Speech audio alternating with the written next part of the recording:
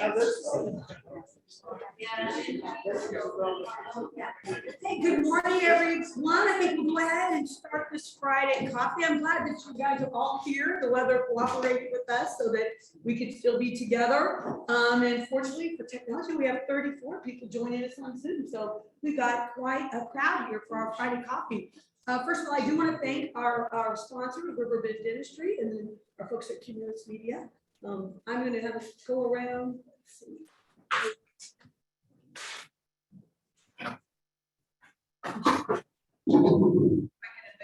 There we go.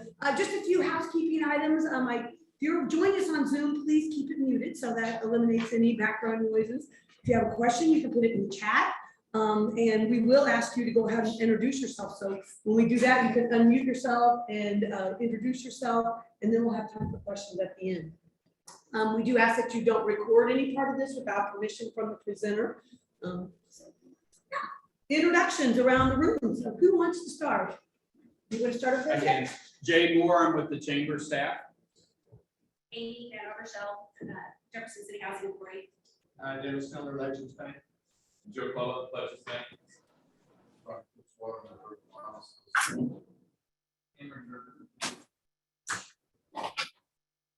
Who wants to go next? Let's go to the outside room. Go ahead.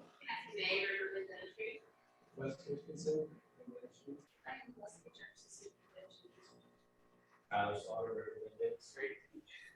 Quinn and Wyatt, school's off today at Prince Slaughter Riverbend Dentistry. Back to you with the chamber. Jefferson Dixon, with Three Rivers Hospice. Carrie Plummer with the chamber. Engineers. Lori Foster, and Missouri. Joey O'Connor with Good Rivers Insurance. Jake Robinette, Missouri Public Service Commission. Kevin Nelson, our Village Drug Testing.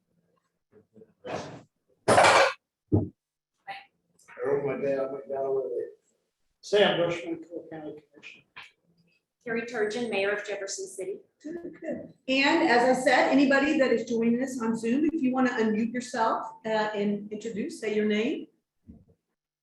Hello, this is Virginia Steiger with Prost Builders, and I'm happy to join the chamber. It seems like a very exciting and vital group.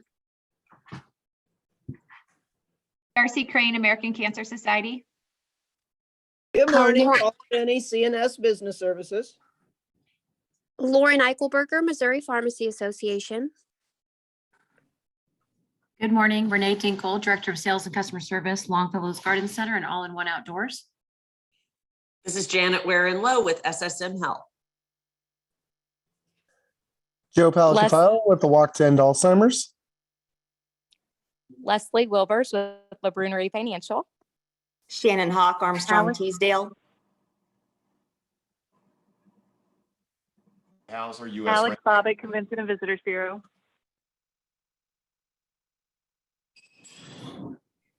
Lana Trammell, Capital Region MU Healthcare Amphitheater. Stephanie Lehman, CNS Business Services.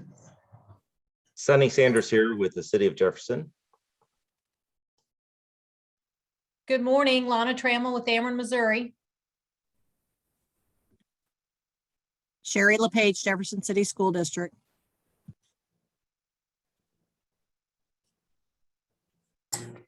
Ashley Timmy, Chamber Staff. Anybody else? Go ahead, go ahead. Dwayne Carty, Jefferson City Renegades, and we're looking for host families for the summer. Vicki Dunbar, Ravel Catering and Events. Lori Schulmeyer with Capital Region MU Amphitheater. Missy Bono with the Jefferson City Regional Economic Partnership.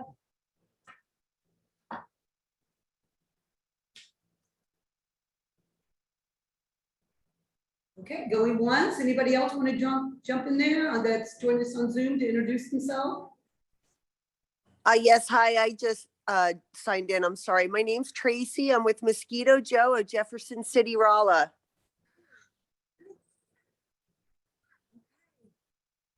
And in the room, Dan, do you want to, anybody else that joined it? I think you're the only one that joined us since we started. Dan Hazel, home numbers. Okay. All right, so we got everybody, great group. So glad that you guys are here today. I do want to welcome some new members specifically. I'm not sure that I heard anybody, those folks that introduced themselves or might be joining us, but Bluefish Screen Printing and Design, Patrick McKnight, Building Community Bridges, Alicia Edwards, Downtown EXP Realty, Gerardo Cornego, Environmental Services, John Walters, Ernest Jackson with Institutional Dental, Innovative Medical Clinic, Dara Osego, and Sarah Rao Wellness, that's Sarah Rao. So I don't think any of those new members, if you're joining us and you want to say anything about your business or be a member, well, welcome to those new members. And with that, I do want to thank again Riverbend Dentistry. We've got Kim and crew here and the doctor, so I'm going to turn it over to you. You have some images, yes. You're up there, you're up. Come closer. Come to the flags, Miriam. Okay, I'm Kim Slaughter. Most of you may know me from various chamber things. As Tyler says, somebody has to see patients all day, so he doesn't normally get to join us. We have enjoyed Friday coffee in the past since he is available. We thought this was a great opportunity to come speak in front of everybody because our office just moved between Christmas and New Year's. And I maybe have pictures. Oh, I was not expecting that, but thank you. So there's Tyler, myself, and then Dr. Christensen. He is a Jeff City native who joined us last summer. And so he was one of the focuses of today. If you haven't had a chance to meet him, this is our new staff picture. We have been growing exponentially over the last year, and we are about to make another couple of new hires. So we just are so appreciative to be in our new space. This is the building we purchased. Many of you may recognize it as Old Gordon Brothers Real Estate Building, or Compasses Hospice has been renting in there. We are located on the 3rd level. It's built on a hillside, so we have our own parking that is level with Central Dairy on the back, basically across the alleyway. But this is right across from Miller Performing Arts. I have found that many people haven't paid much attention to this building. It was very brown, very 70s for a long time. We just painted it, had a new roof put on, UV film in this picture just went on the 1st and 2nd floors, and signage hopefully to come. So if you ever want to stop in and say hi, you are more than welcome to. We were a complete demo on the 3rd floor. You can see here, it was, I mean, we truly started with absolutely nothing. And we dealt with the supply shortages during COVID, lack of subcontractors having enough, they didn't have enough people to work. We had various delays, but overall, it took us about 6 or 7 months to move in when it should have taken maybe 3 or 4. This is our latest ad in JC Mag, but I think it does a great job of showing you a couple of pictures of what our reception area looks like, our front desk with a nice green wall, our operatories and hallway. If you've ever been to our old office where we were leasing previously, this is a major upgrade that we're very proud of, and it is the forever home of Riverbend Dentistry. Never moving again. I would rather walk into oncoming traffic. So this is a view down our hallway. Super proud of it. It's very modern, blackout ceilings, just keeping it very nice and fresh and hopefully a little bit different than what people are used to in terms of their dental experience. This is our view from our 3rd floor. It is pretty amazing. I don't think people get to see this view of Jefferson City very often, so I will not stop bragging about it. But we have the beautiful Miller Performing Arts Center, Doubletree, the Capitol, Central Bank Financial Center, various churches. We just feel very fortunate to be able to look at this every day, and our patients can look at it while we do the dentistry. I will back up. So real fast, again, this is Dr. Christensen. This is Cassie May, our treatment coordinator, and she takes a big load off of us every day, and Dr. Tyler Slaughter. So, hi everyone. Thank you guys so much for letting us come and talk. As you can tell, Kim is probably the heart and soul from behind the scenes for everybody at Riverbend. She's out in the community every day promoting us and being our biggest cheerleader. This is Cassie May, our office coordinator, office manager. Since Kim has left to go more out in the community and be a bigger part of trying to spread the word for us, Cassie has taken over a lot of our day-to-day responsibilities and has been a huge part of our success. And our success has led to a lot of expansion recently. So we needed someone to help out. So Dr. Christensen is now here. He's a Jeff City native. We're very proud to have him. I was really worried be taking on a new dentist. I was really afraid of them patients not wanting to accept the new dentist, and it's been the exact opposite. Now I have to worry because everyone loves it. When you have masks and their big glasses on, people can often not tell the difference between them and just go with it. Yeah. Also, many people don't know the difference anyway. So. Never mind. Dr. Christensen is very kind and humble and eager to learn, and just super excited to be able to expand Riverbend hours moving forward to some more regular Friday hours with an expanded team, and we can only do that with extra hands. So, And you have prize? Yeah. So in front of everybody who's here, you just have some Riverbend swag and I Heart Riverbend stickers, some sticky notes, and some sunglasses, which are not appropriate for today, but hopefully sooner than later. I brought a plant as our door prize, since much of our decor at our new office, we just rely heavily on plants. We love it. So I'm gonna let Cassie draw the winner so the pressure's not on me. I normally win the door prizes. Russell Weaver. Rochelle. Rochelle. Yes.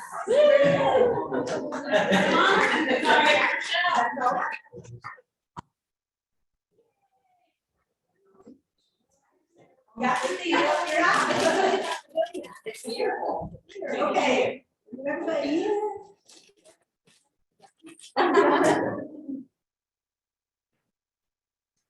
Got it. Well, thank you. Thank you so much. Very good. Yes. Okay, thanks again to our sponsor, and speaking of our other sponsor, and Rochelle Russell. Named after. No, Rochelle, do you want to tell them you're named after Russell? So when you mistakenly say her name, that is not a bad thing. Close to her heart if you call her Russell. So I just want to let you know that. No, very good. So yeah, so for being a sponsor here, besides this great opportunity to come and speak to everyone, we also sit down and she'll have 20x3 ads around one of our radio stations for our suggestion. We've got a new address, that's something we're talking all about. So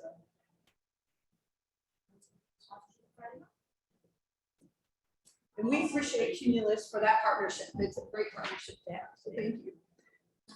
Okay, we do have a few sponsors open. I think maybe one in this year if your business would like to be a Friday Coffee sponsor, but there's always 2023. So if there's a month, maybe it's a particular month, an anniversary or something in your business that you want a little extra promotion for, think about a Friday Coffee sponsor announcement, like the new building and an expanding staff, or just some awareness. We love to hear and learn more about our chamber members, and a Friday Coffee sponsorship is a perfect way to do that. So let us know if you're interested in that. A few announcements. I don't know if I heard Natalie or Kenny on our Zoom call. They didn't introduce themselves, but they did. But I always like to give them credit where credit is due, because they run our social media forum, which is always on the third Wednesday at lunch. It's in this room. The topic varies each month, and really the topic is actually driven from the group that participated. They interact and they have suggestions, and Kitty and Natalie come up with the best topic for them. So if you or someone in your organization is responsible for the social media, have them come to social media forums. So this month it's it's Wednesday, March 16th. The topic is how to partner with influencers and ambassadors. Is that like chamber ambassadors? Maybe influencers? Good. I guess I'll have to come and find out. Another announcement on March 17th, third Thursday, is always Chamber Connections. It is at the Courtyard Marriott, and Mid-America Bank is the sponsor. So that's from 4 to 5:30. You bring your business card, get to see that great facility. There's appetizers in the cash bar, and Mid-America Bank will be there with some prizes. So I encourage you to attend that. It's always on the third Thursday, different chamber member rush at our bar. It's an opportunity for maybe you want to co-sponsor with them. And so we have sponsorships for that available too. Yes. They have green beer. That's a definite possibility. We're gonna have green money, Mid-America Bank. I mean, what are we gonna have? I guess you'll have to go and find out. Another event that you'll definitely need to attend, if you don't already have your ticket, you need to purchase your ticket to attend the membership meeting, because it is a great opportunity for you to promote your business, network, meet other chamber members, learn about 2 particular members that we have that are presenting sponsors, Custom Promotional Branding. And if that name is not familiar, that was Custom Screen Printing, and you can learn a little bit more about that transition and their 25-year business. That would be Jeff and Stacy DeLong. And then another business, a name that is somewhat familiar, but has been in Jefferson City for 50 years. It's Hitachi Energy, was ABB, I believe Westinghouse before then. And they're going to take the stage, Ashley and Matt, and tell us a little bit more about Hitachi Energy. So we've got I call it kind of the mom and pop business and the worldwide business. So it's all at the membership meeting. I hope that you guys take the opportunity to attend that too. We have great prizes. We go into the audience and talk with representatives from each of the tables, and they share about their business. So it is March 30th. It's $20. It's at the Capitol Plaza Hotel. And you can order a ticket for you or a few people from your office to attend, and just really have the opportunity to meet with other chamber members. An event, does anybody in the room that's working on the YP wine event, their charity? Does anyone want, Jacob, do you want to speak on that? Or I can, certainly. I can speak on it. Our event will be, like the slide said, April 20th from 5 to 8 at Capitol Bluffs Event Center. We're changing that up and going out there this year. Tickets are $40, and that does include 1 bottle of wine. This year, we've decided to donate a portion of the proceeds to the Red Slipper Warrior Project. It's a great time every year. Come out, get your tickets, enjoy a little wine. If you don't like wine, there will be other beverages there. We're still working on security. It's a great event. It's the YP. They do a great job on that, and it always supports a great charity. And it's great to have Red Slipper Warrior as the benefactor. So congratulations to you guys too, working this partnership.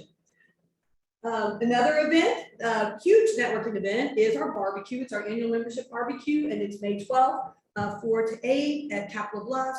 And last month, I put Stephanie Lehman, one of my co-chairs, on the spot, and I had her speak. And Tyler Brown from Hawthorne Bank is her co-chair. Stephanie, do you want to unmute yourself and say anything great about the Chamber Barbecue?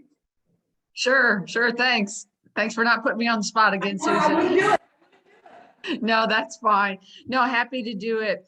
Yeah, please mark your calendar for May 12th at Capitol Bluffs Event Center for the annual Chamber Barbecue. The committee is busy in the planning process with this to give our members, the best opportunity to network and have some great barbecue at the same time. So we're really praying hard for good weather like we had last year. So watch for information coming from the chamber regarding sponsorships and your opportunity to buy your ticket. Hope to see you there. Thanks. Thanks, Stephanie. I appreciate your leadership on that. You've been active in the committee for several years, and this is your second year of co-chair. I appreciate that. So great. Before I introduce the speaker, I actually have Gary introduce the speaker. I did forget to put one slide in about a very important event that we have at the chamber. So I'm going to put Jay Moore on the spot, and he's going to talk about a meeting that we have coming up on March 30th. So those of you in the room, there's a flyer out. The Jefferson City Area Chamber partners with the Missouri Chamber on sponsoring healthcare benefits. The plans for groups that have 2 to 50 employees, it pools all of those groups together to try and provide a cheaper healthcare system to them. We're having an informational meeting at 8 a.m. on Thursday, March 31st in this room. Tammy, along with the Missouri Chamber, is going to come and do a 10 or 15-minute presentation. And then we have 5 local insurance agencies that can sign you up and offer that program. And we're going to have a representative from those agencies here that will be available for specific questions. Riverbend Dentistry used the chamber benefit plan for the last couple of years, and it's been the most stable plan we've had since we have been providing health insurance. So it's been very nice and affordable without any issues. So I'm happy to answer any questions from the employer side. So anyone interested in attending, if you'd reach out to Susan and let her know. But again, if you've got questions, reach out to us, but that's scheduled for Thursday, March 31st at 8 a.m. And Jay and I kind of work on this. He really does all the administrative work and he handles the process. It is for members and non-members. So non-members can come to this meeting because it might be a reason that you might want to join the chamber because it's a great benefit. And so that's why I'm involved to make sure that, you know, organizations that are not a chamber member know that it's one of the benefits of membership to join the chamber. So if you know of anybody that maybe isn't even in the chamber, but is a small business, and it's a great way for them to take a look at the chamber and learn more about the chamber and have a very specific benefit to be involved. So Jay, I appreciate that. That's kind of our role in this together. So I think it's great that you put that meeting together. So Gary, do you want to come on up and introduce our speakers?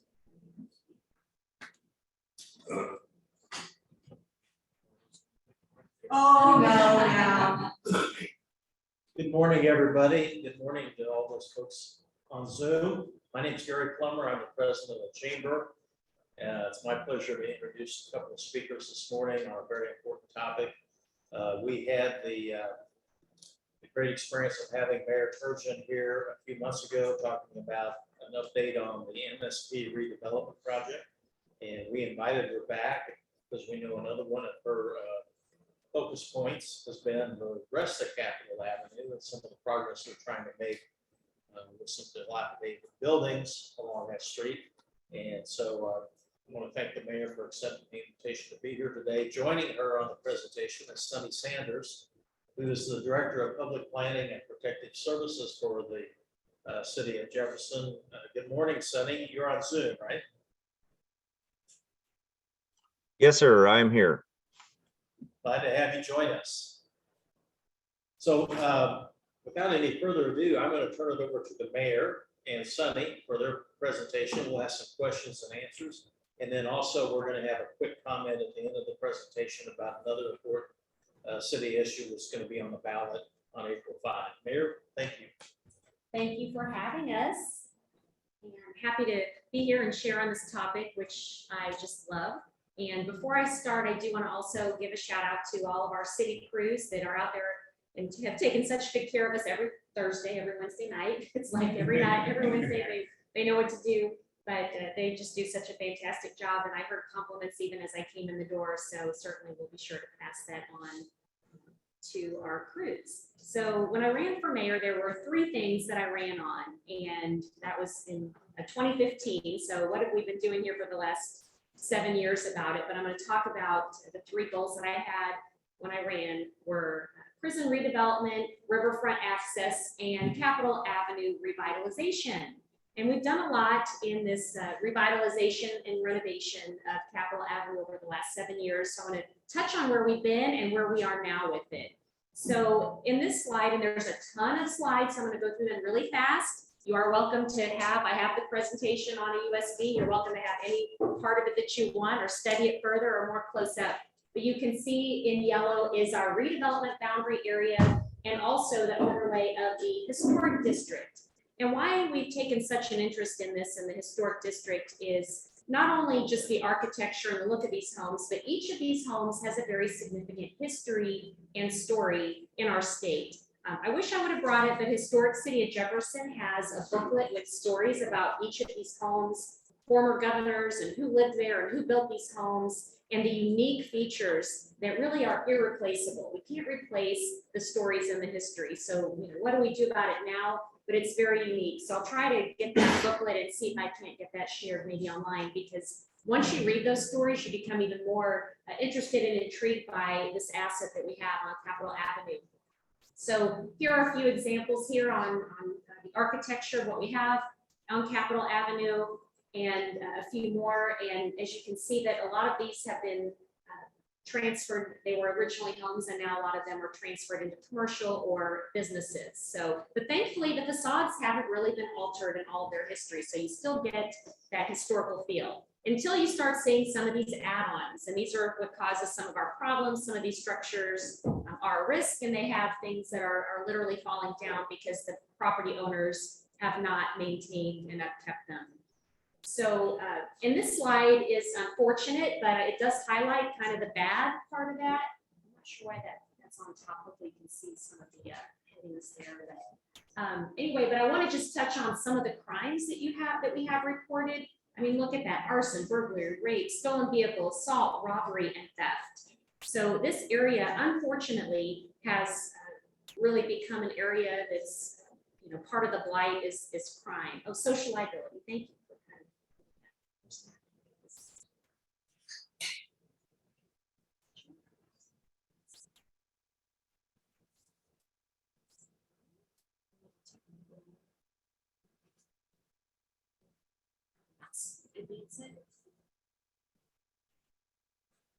Sorry, my clicker clicked, so we'll give you just a second to get it working again. There we go. Okay, thank you. So we have the social liability of this area, leaving it as it is, and then also the economic liability. And looking at this slide, it also says, you know, just how many properties have declined.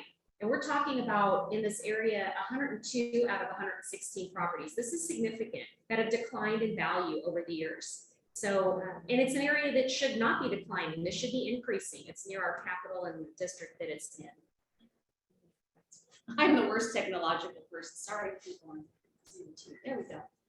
So East Capitol Avenue, this redevelopment area. So we did something that was in Chapter 99, and we formed our Land Clearance Redevelopment Authority, the LCRA, in 2016. And we do have some representatives here of the Housing Authority. The Housing Authority is the city's LCRA. So we're very thankful that they've been such great partners throughout this process, because it's something that I don't think they realized they would be taking on. But we did establish this redevelopment process, and as part of it, we had to declare the area blighted. And we'll go through that in a minute too. But this shows here some of the areas that may be acquired, and kind of hard to see there, but you can sort of see the outline of the area that we're talking about, just how many properties are in there. And then I also put this slide in there because I think it's also important to note that while we have the piece of it that's the dilapidated homes that have been blighted and need to be turned over to be cared for and revitalized, then the tornado came through, and unfortunately, some of the homes that had already been significantly reinvested and revitalized had to be torn down. Were literally torn off of their foundation by the tornado. So we really had, we had it from both ends, and unfortunate that we lost those properties in orange due to the tornado. And then also, if you look here, the city has identified many of these buildings as dangerous. So what does that mean? And once they're declared dangerous, I guess the good thing is it does, just like a blight designation, gives us some tools that we can use to kind of go after them. Because I often hear people say, well, why doesn't she just sell them? Or whoever whoever owns these properties, why don't they just sell their property? And that is the biggest mystery to me as the mayor that will ever be, is why people hang on to properties when they really need to be turned over.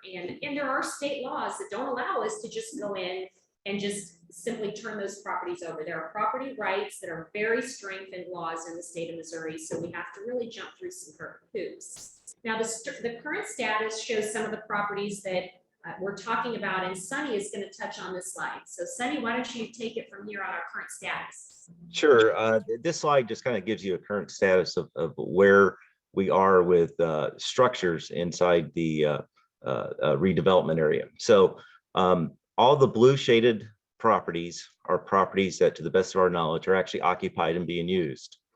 The properties that are in green, primarily along Jackson Street and Capitol, are properties that are currently in the hands of private developers that are being redeveloped. So you have Ivy Terrace up there on the corner across from the funeral home. The Parsons house, that actually has been what we refer to as stabilized. We do not have any information on where it's going to go from being buttoned up right now, but it's not getting any worse. 103 is the Standish house. If you drive by there, it looks really nice and really cute. I believe they're still working on some of the inside, but that is a success story in itself. Unfortunately, the properties that are in orange are ones that are unoccupied. And you see there is a correlation between the indication of the yellow triangle, which indicates that those have also been declared dangerous. So everywhere you see a yellow triangle, those are buildings that have been ordered vacated, repaired, or demolished. Normally that's up to the property owner how they choose to pursue that. And if they don't, the city may take the issue up itself. But that is sort of where we are with the property situation. So you can see the Land Clearance Redevelopment Authority process has been working, has gotten several of the properties back into use and things cleaned up. Back over to you, Carrie.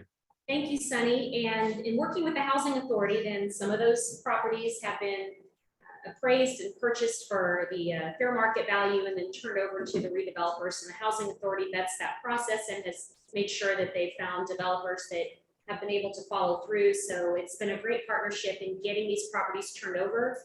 Unfortunately, it has taken years. It's taken, this is something, of course, that we started the blight designation process in 16, and here we are now, and we're starting to see success, but it is a slow process, and the city council allocates the money to buy the homes and we get reimbursed for them. And sometimes what we pay for the homes at fair market value is not all that we get reimbursed for, but it also saves us from tearing them down, and it gets them renovated, puts them back into production, onto the tax rolls, into productive use. So we had to declare the area blighted, and you might drive down Capitol Avenue and say, well, this is not blighted. What does blight look like? But it is blighted based on all of these conditions that are listed here, the unsafe conditions, and of course, all the crime that I mentioned earlier. So looking at some of these pictures here, and I'm just kind of showing you here that some of the soffit coming down, or some cases trees growing out of them, roofs coming down. So some of these here, without some significant investment, are going to be unusable.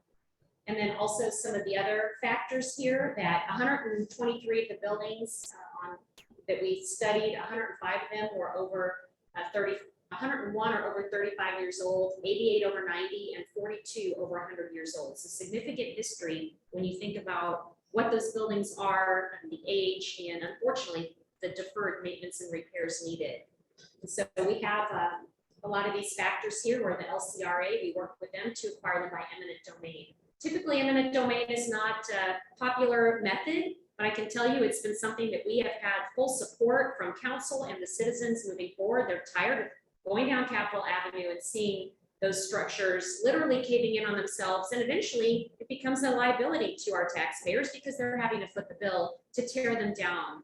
This particular home, and it's unfortunate because you can see here it's one that I think is getting ready to come down.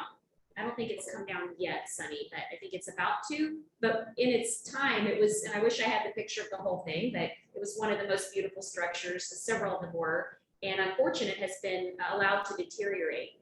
And when I say allowed to deteriorate, the city does go in and we board up the windows and we mow the lawn and we tax bill constantly these properties. And then the property owner pays for that work, pays for the city to do that work. So unfortunately, there's only so much we can do really until it becomes either eminent domain or in the dangerous building area, when we can really take more significant action. Because people look at that and they say, city, why aren't you doing something?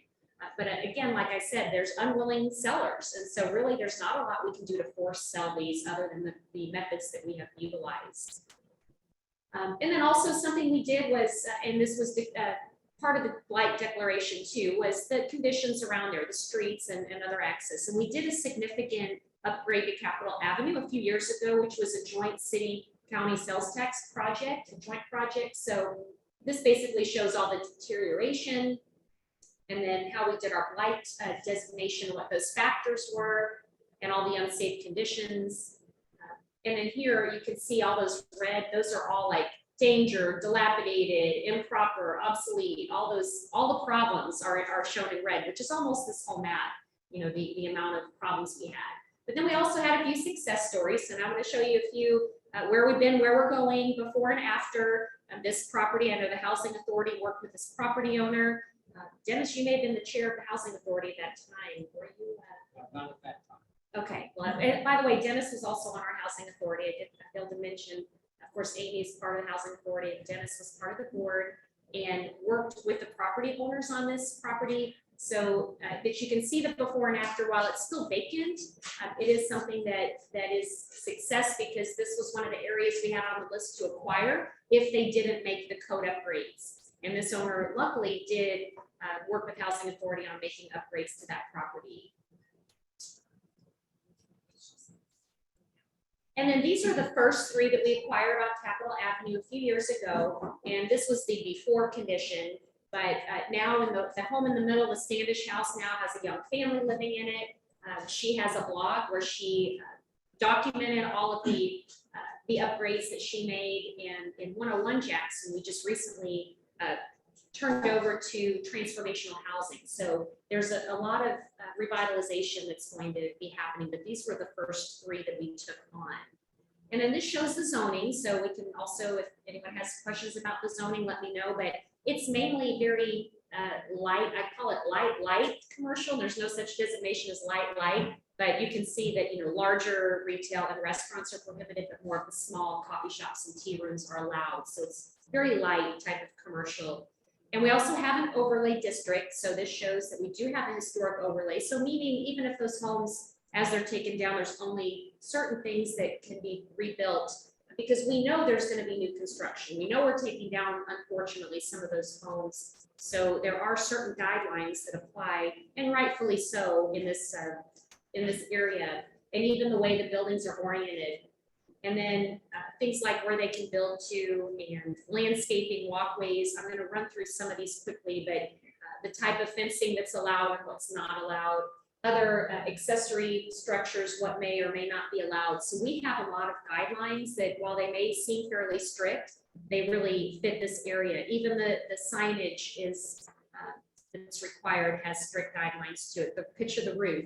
And so now when you go there, you're going to start to pay attention to some of these features that maybe you never thought about before when you go down Capitol Avenue, that this is not just like any other street, and we treat it such with our zoning regulations that council updated and improved. Even things like the amount of windows and what they would look like.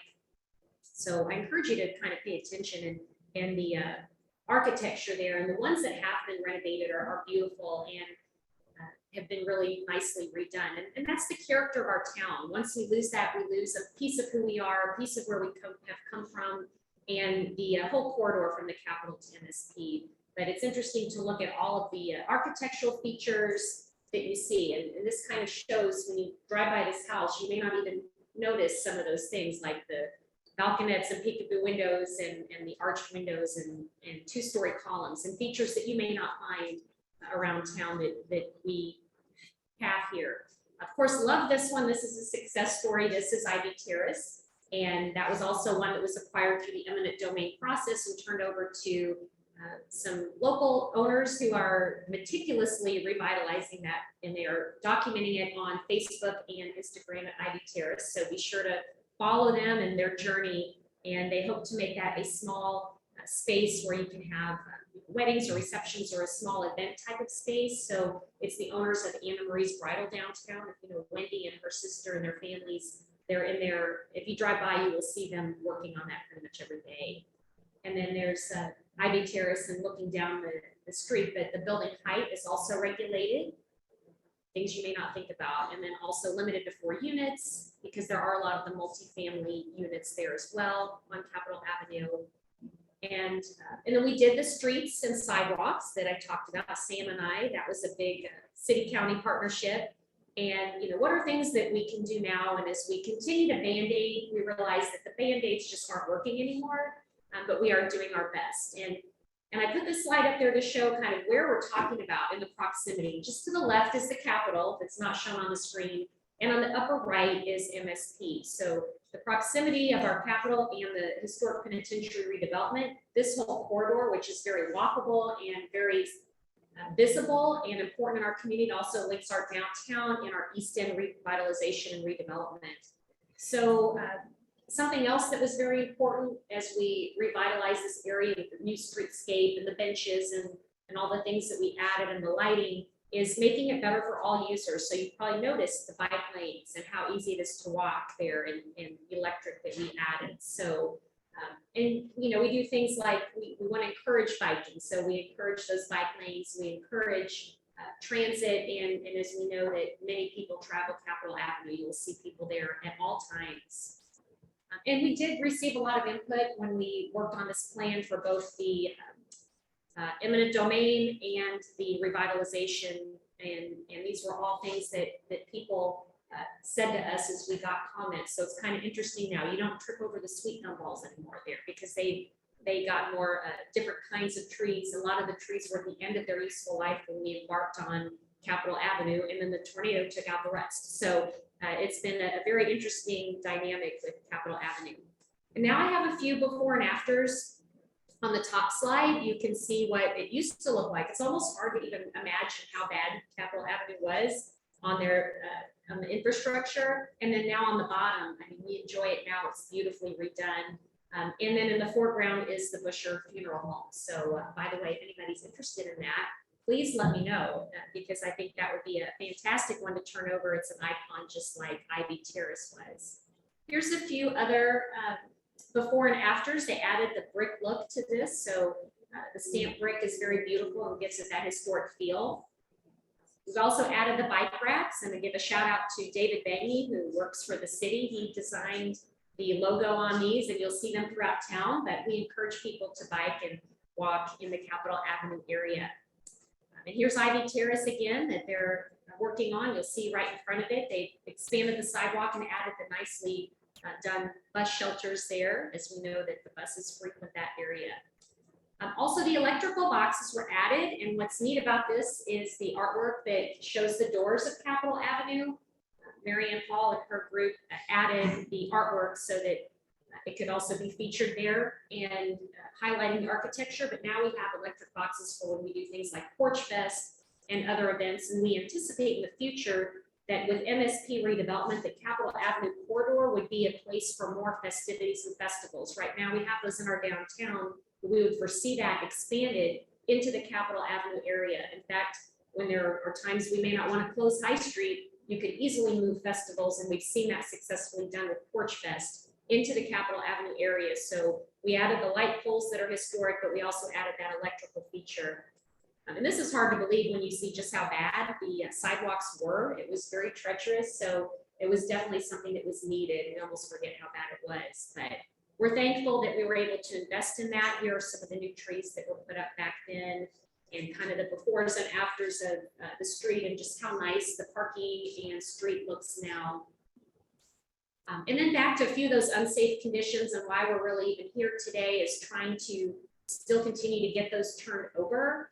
Because they are a huge economic liability and social liability, like I talked about. We don't ever want to have properties like this that have trees growing over them and out of them. And I'll give you a brief update, and I do have a city council member here as well, Ron Fitzwater, and council has been in some frequent discussions as of late of what we're going to do about Capitol Avenue to get it into the future, because the process we're taking with eminent domain unfortunately is taking a long time because it has to go through the court system. And so now that a lot of these buildings have changed to a dangerous building designation, it does give us more tools that we might be able to acquire them quicker as a city. But unfortunately, once they hit that dangerous point, usually the only method of resolving it is demolishing the properties, because usually if they've gotten to the point where they're dangerous, they're too far gone to be repaired. And it's unfortunate because we have a lot of people in the community who have expressed interest, and maybe that's their dream to buy or own or revitalize Capitol Avenue or own a property there. But then when they actually see the amount of deterioration that has been done from weather and neglect and water infiltration from the roots, they find that it's often out of their reach. So we've come to a very critical point in the revitalization of Capitol Avenue where we're making sort of a last effort that we haven't been able to market these properties. We haven't owned them. We don't own them. The city doesn't. They're still in private hands. So we can't really come out and say, if you're interested in these properties, let us know. We have targeted specific areas and worked through our LCRA and the Housing Authority to market the ones that we have been able to acquire through eminent domain. But now we're to the point where a lot of them that Sonny highlighted that were declared dangerous will need to be perhaps demolished, or if there are people out there with the means to revitalize them, then they need to come forward with their interest, because it's kind of getting to that point where it's almost going to be too far gone. Unfortunately, we're hitting that point in time.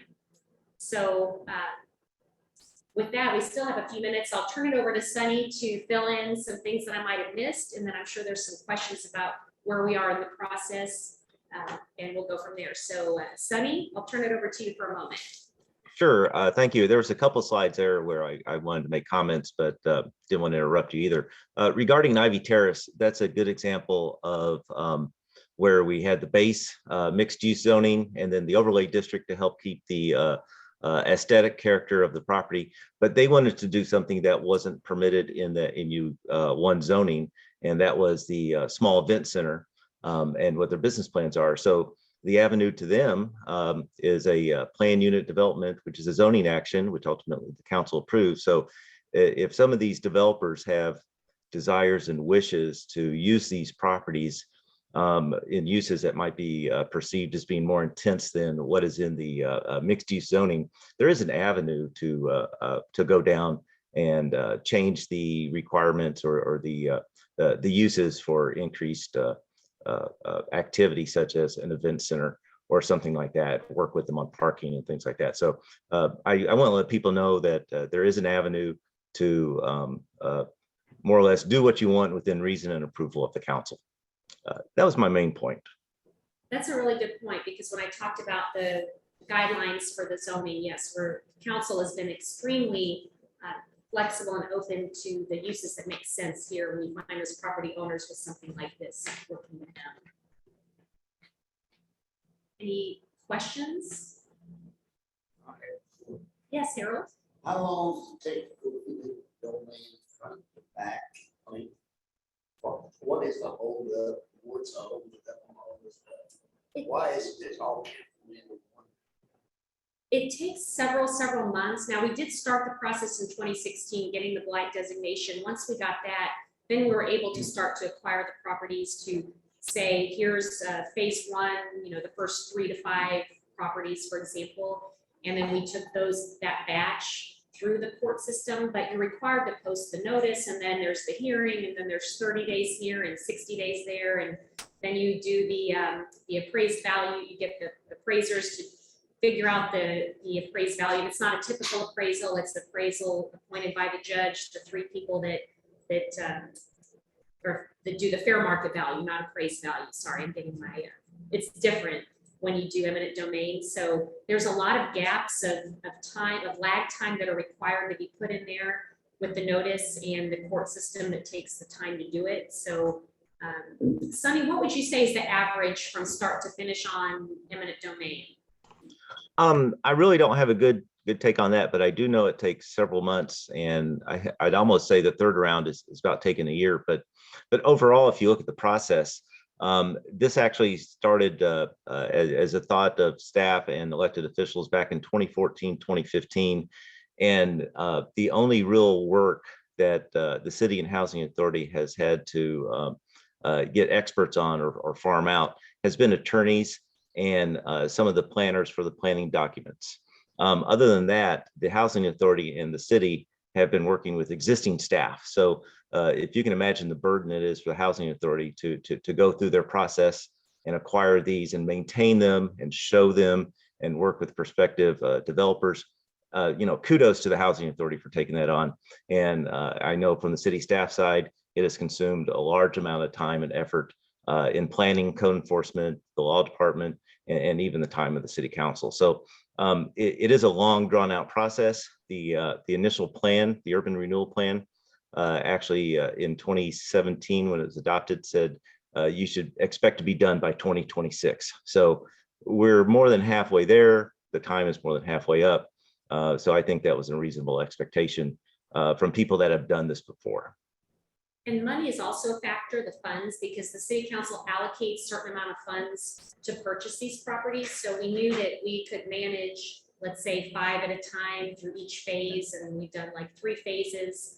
So we've acquired several, and some property owners have complied, like I showed you the example of the ones that actually do, but most of them have not, and they get turned over to those that want to develop them. But if the funds were unlimited, for example, and you could really take on, 30, 50, 70 properties, that would really have been the ideal way to do it if we had unlimited resources to buy them all and turn them all over. But unfortunately, they do have to be purchased.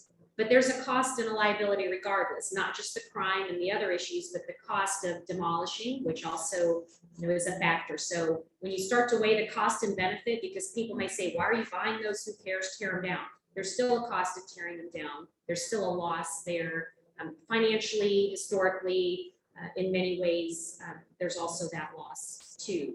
So I would say funds, but also now time is really working against us. So to do this eminent domain process, and it frustrates me because you can look at that and a judge or a lawmaker that makes these laws would say, this should be faster and we should be able to do this, but we have to go by those regulations and laws that are out there. And you look at this and it's hard to even imagine or believe that these properties were able to get into that condition, but property rights and the property owner was allowed to do that. So time is really working against us. So our hope is that we can hopefully find a process in a way, now that they're dangerous, to let the public know, for one, that if you're interested, now's the time, or else this is it.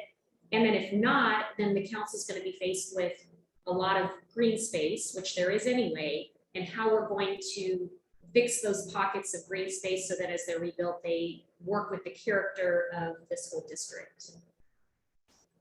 Mayor, I'm afraid we're going to end on that note. I want to thank you and Sonny for presenting today. Thank you. And would you like to make a brief comment on the April 5th ballot? Yes, everybody be sure to vote on Tuesday, April 5th.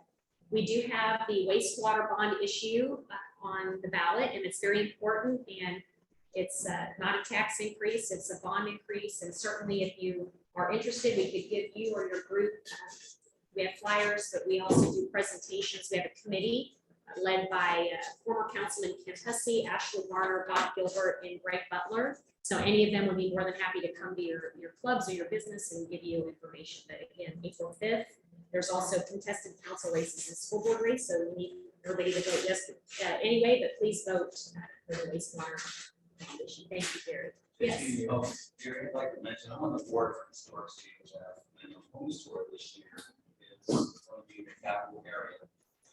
So, but have renovations and things like that, and just showing some progress on some of the homes that were purchased.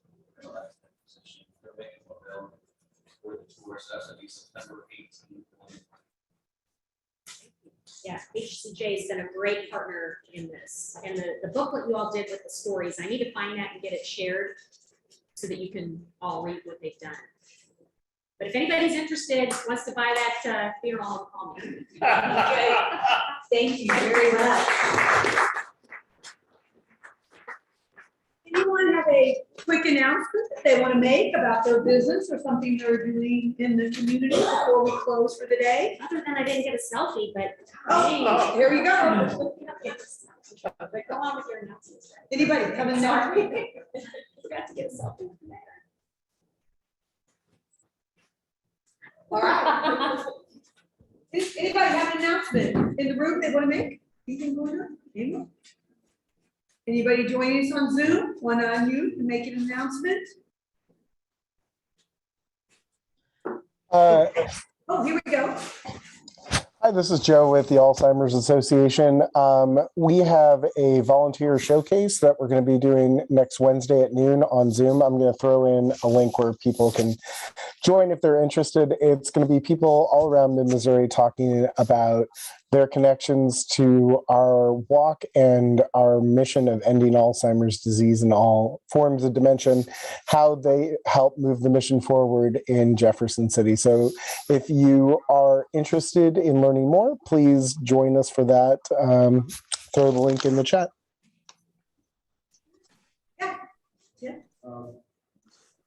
On April 13th at Capital City Productions, we're going to launch official community launch for the rest of the world.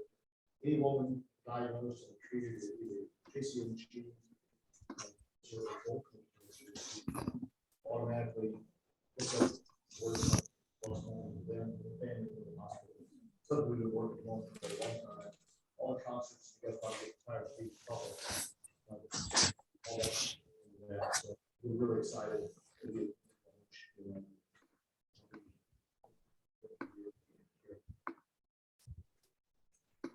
Anybody else? Central Missouri Community Action has a basketball game. It's like the Harlem Globetrotters, but it's the Wizards, and they're playing some local celebrities who are not good at basketball, myself included. It is April 23rd. It's a Saturday. You can buy tickets online. They got an event. You want to see me slam dunk? Anybody else? Hi, this is Vicky with Revel Catering and Events. We are the headlining sponsor for a farm to table event with American Cancer Society, May 10th at Fisher Farms. If anyone is interested in being a contributor or sponsoring, we're still looking for folks. You can get in touch with me or Darcy Crane. We would really appreciate your support, and we think this is going to be a great event. Thank you. Anyone else on Zoom want to have an announcement?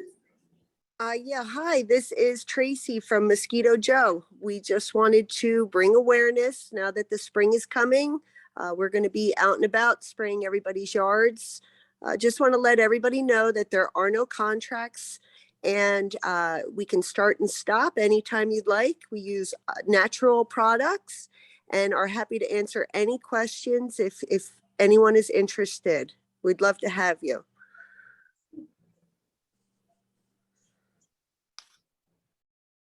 Okay. There are no more announcements. We'll call it a day. Our next Friday coffee will be April 8th, 9 o'clock here. And I think there will not be snow that day. So we will see you guys all in April. Thank you.